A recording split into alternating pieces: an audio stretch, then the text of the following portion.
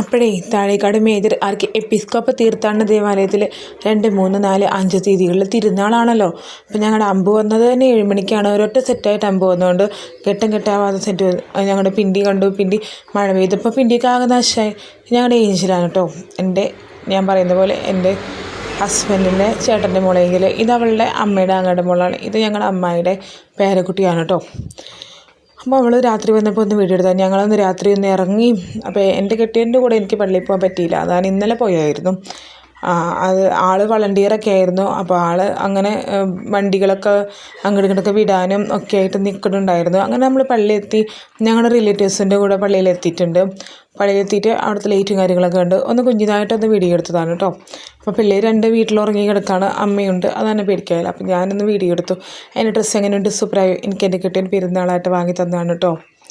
ഇതാണ് ഞങ്ങളുടെ ജയചേച്ചി എന്ന് പറയും, ഞങ്ങളുടെ അമ്മയുടെ ആങ്ങളുടെ ഭാര്യ, അമ്മയുടെ ആങ്ങളുടെ മരുമോളാണ് കേട്ടോ, മൂത്ത മരുമോളും. പിന്നെ ഈ പാവക്കുട്ടികളെയൊക്കെ കണ്ടു. പിന്നെ പിറ്റേ ദിവസമായി ഞാൻ സാരി എടുത്ത് പള്ളിയിൽ പോകാൻ കേട്ടോ.